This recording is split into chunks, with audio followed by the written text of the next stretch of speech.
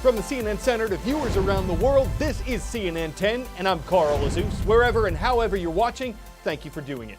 U.S. President Donald Trump held a news conference last night to address the coronavirus we've talked so much about. Since it was first identified in Wuhan, China in mid-December, the disease has infected more than 80,000 people worldwide and killed more than 2,700 people. Most of the infections and deaths have been in China. And while health officials have said this virus is not as widespread or deadly as the flu, there are concerns that it may start to spread seasonally like influenza does. The new coronavirus has now been diagnosed on every continent but Antarctica.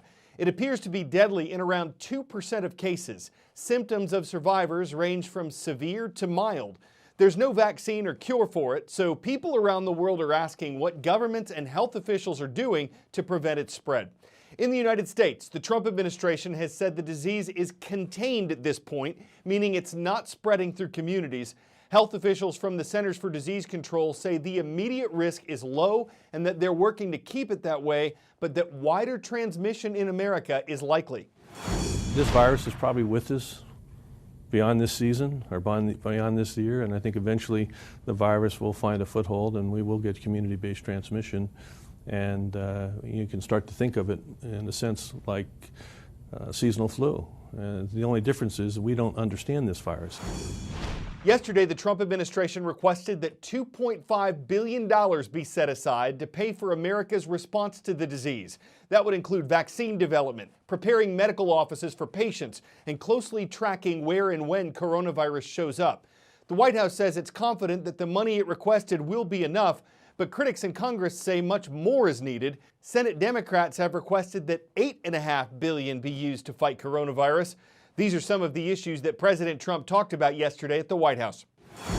We've stopped non-U.S. citizens from coming into America from China.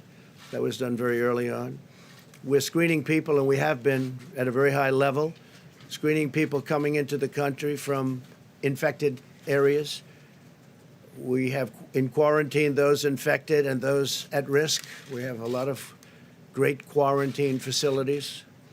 We're rapidly developing a vaccine, and they can speak to you. The professionals can speak to you about that.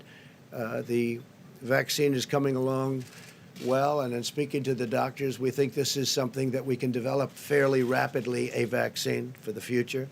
But we're very, very ready for this, for anything, whether it's going to be a breakout of larger proportions or whether or not we're at that very low level, and we want to keep it that way. What is a pandemic? To understand that, we need to first understand where they start. An epidemic is simply an outbreak of infection in a localized area.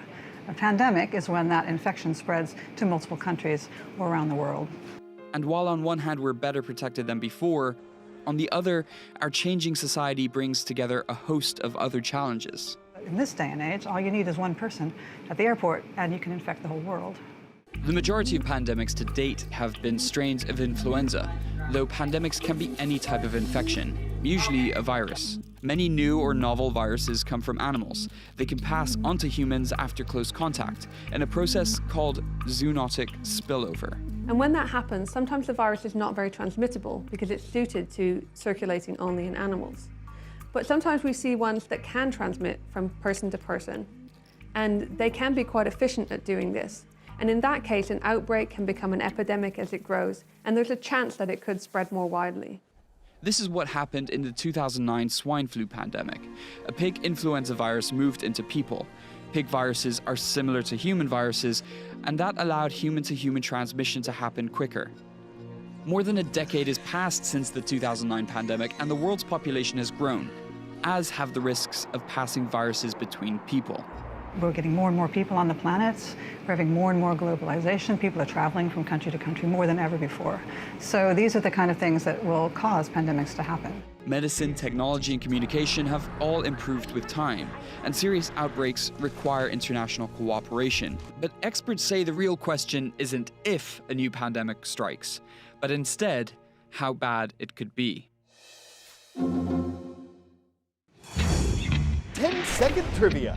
Which of these social media networks is owned by a Chinese company? Pinterest, TikTok, WhatsApp, or Snapchat?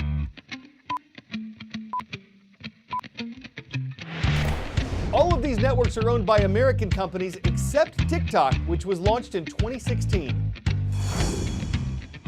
Today, TikTok has hundreds of millions of users around the world, but there are new restrictions on how U.S. government workers can use the app.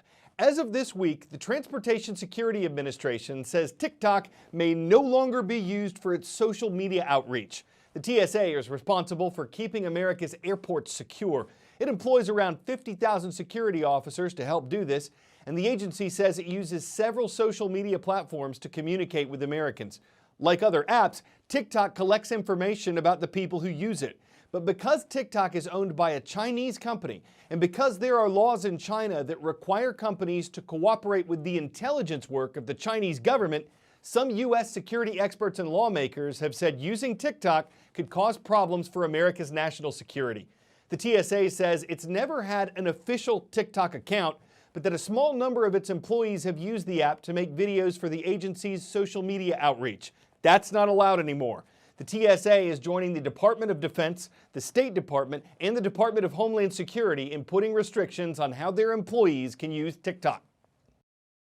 I'm out walking the streets looking for people whose pets need some care. Would you mind if I take a look at them? Please. Yeah?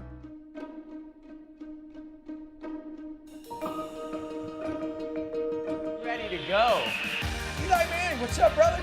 I told you you were gonna wear a lampshade.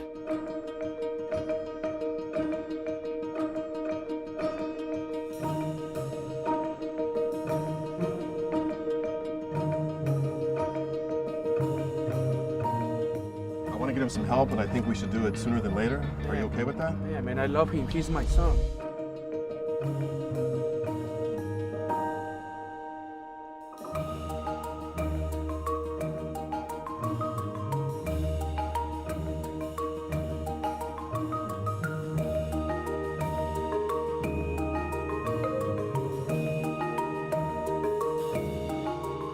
This is my whole life.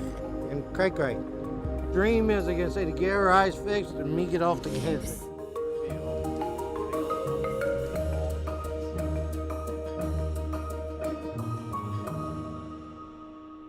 I know the pets are reliant on people, but I think the people are even more dependent on their pets. They love them and care for them, and it's genuine.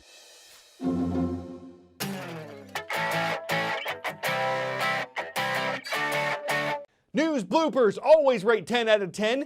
Justin Hinton is a reporter with CNN affiliate WLOS. He was live on the station's Facebook page last week talking about snowfall in North Carolina, but there was a little problem. He'd accidentally flipped on the face filters. So kind of across the region, you know, Governor Cooper had put out a message earlier today warning people to be careful. And the longer it went on, the better it went on. Hinton says he didn't even realize this was happening until he saw the comments. News station employees, friends, and viewers were all writing in telling him how funny his report was. Once everything was wrapped up, Hinton said, if you can't laugh at yourself, what's the point of laughter? Some people get nervous facing the camera. Justin just makes faces at it. He could have done an about face and faced up to defacing an otherwise factual report with some silly FaceTime, but let's face the music and face the facts. Justin put his best face forward and saved face by flashing a smile that no one could efface, and that is face news. I'm Carl Azuz for CNN 10. Valley High School in Gilcrest, Colorado is the home where the Vikings roam. It's great to have you guys watching on YouTube.